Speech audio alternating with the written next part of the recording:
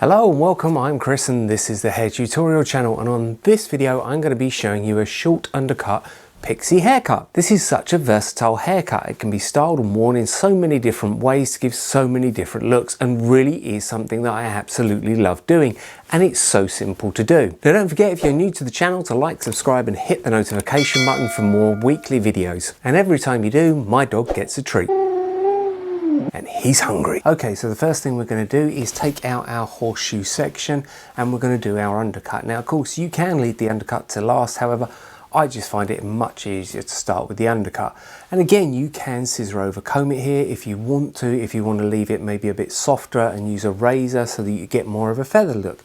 Again, these are all options and this is what makes this haircut so versatile. However, for speed and simplicity, I'm just going to go in with my clippers. Now, when it comes to my clippers, and I'll link these in the description below, I go in with my balding clippers. Now the difference is, I find these just get a better cut. They seem to have a bit more power to them, and although they don't have an adjuster on the side, I think this actually helps. It gives a really nice clean cut. Okay, so I'm going to be using this and coming up the side, and I'm going to be putting my comb in there as a break.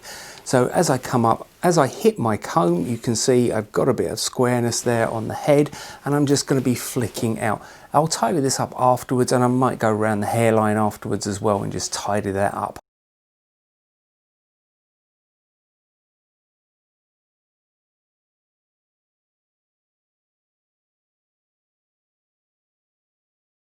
So as you can see, I've damped down the hair and I've done a central parting. Now you can do different partings and over direct it to different places, and that's what I love about this haircut. But going down the center, it gives you the versatility to wear it either way, forward, backwards, and it's just gonna work for you. And I'm going back to the crown, and this is gonna be my guide, and this is where I'm going to decide how long I want it or how short I want it. And I like to angle short to length at the front. Again, you can always chop into this and adapt it once it is dry and texturize it more. So really decide on the sort of the length that you want to go and cut it. Again, you can go straight if you want to, but like I said, I just prefer a little bit more of an angle. I feel that it gives me a better haircut. Okay, so you can blunt cut this or you can point cut it. It's going to be a very obviously disconnected haircut, and it does work best if you just point cut. I am a great fan of blunt cutting. A lot of my haircuts I do blunt cut and then soften afterwards. However, in this case, I think just going straight in is the easiest and quickest way. Okay, so now we have our guide.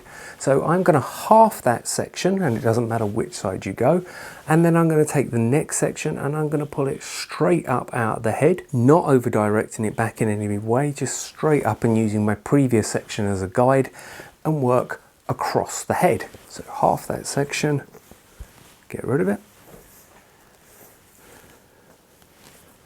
pulling it straight up, finding my previous guide and just going in. And again, when you're doing this, you could always use a razor as well if you really wanted to sort of soften it and texturize it more. And although I am point cutting,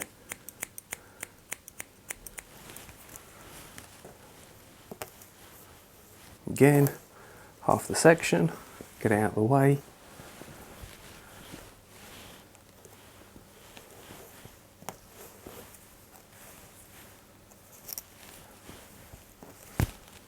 Straight up.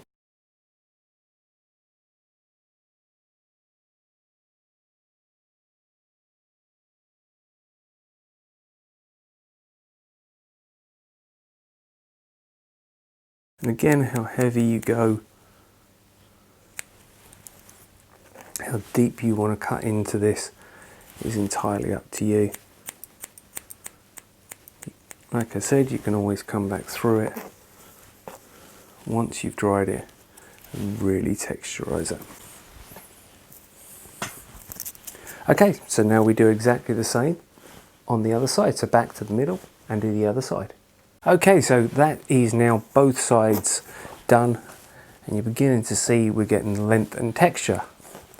So we haven't done the back. Now, when it comes to the back, you have a couple of options. You can blend that back in if you want to, and it would just be a simple case of using a uniform to follow it around and connect it all. However, I don't want to do that, so you can do this in a number of sections. Again, decide on the length that you want from the back. I do like it a little bit shorter at the back than the front. So I'm going to pick it up to the length that I want. And again,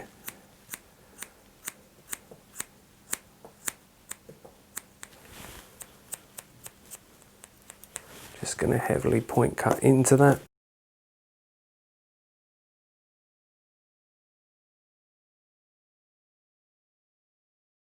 Bring it back, see if there's anything. Yeah, got a little bit. Again, just really deep cuts in.